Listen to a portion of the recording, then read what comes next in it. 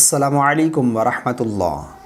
سنت مؤکدہ اور سنت غیر مؤکدہ یہ کون کون سی سنتیں ہیں، آج میں یہی آپ لوگوں کے ساتھ شیئر کرنے جا رہا ہوں، جسے جان کر آپ کو اور مجھے انشاءاللہ عز و جل بہت زیادہ فائدہ حاصل ہوگا، کیونکہ کافی سارے اسلامی بھائی اور اسلامی بہنیں ایسی ہیں جنہیں معلوم ہی نہیں ہوتا کہ سنت مؤکدہ اور سنت غیر مؤکدہ یہ کون کون سی سنتیں ہیں۔ دیکھیں، سب سے پہلے ہم جان لیتے ہیں کہ سنت مؤکدہ کون کون سی سنتیں ہیں۔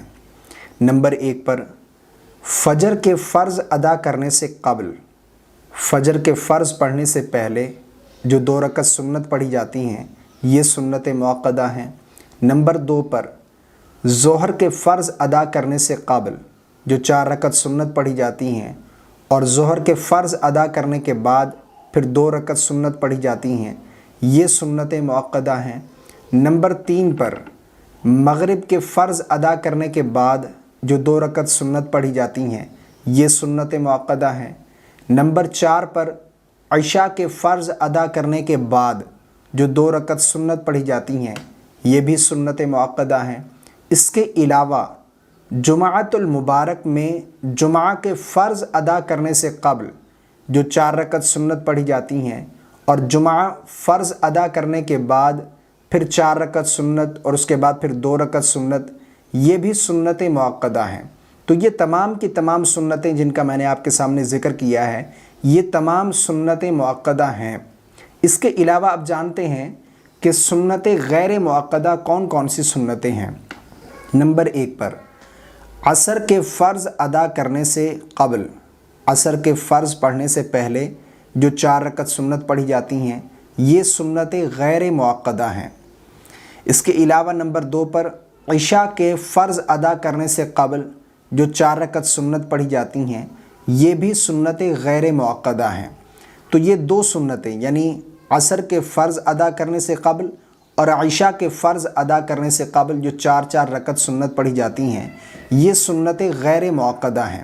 باقی جتنی بھی سنتیں ہیں فرضوں سے پہلے والی یا فرضوں کے بعد والی وہ تمام کی تمام سنت مؤکدہ ہیں۔ اور یاد رکھیے گا، بغیر کسی شرعی عذر کے سنت مؤکدہ کو ترک کرنا یہ گناہ سے خالی نہیں ہے۔ سنت مؤکدہ ضرور پڑھنی چاہیے۔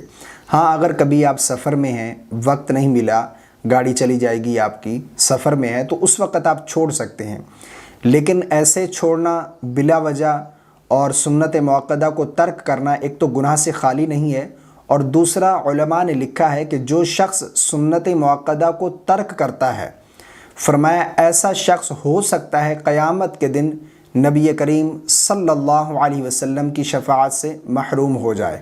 تو اس لیے ان سنتوں کو ادا کرنا چاہیے پابندی کے ساتھ۔ بعض لوگ جمعۃ المبارک کے بعد 4 رکعت اور اس کے بعد پھر 2 رکعت نہیں پڑھتے، اور جمعہ کے 2 رکعت فرض ادا کرنے کے بعد ہی مسجد سے نکل جاتے ہیں، پتہ نہیں گھر میں جا کے پڑھتے ہیں یا نہیں۔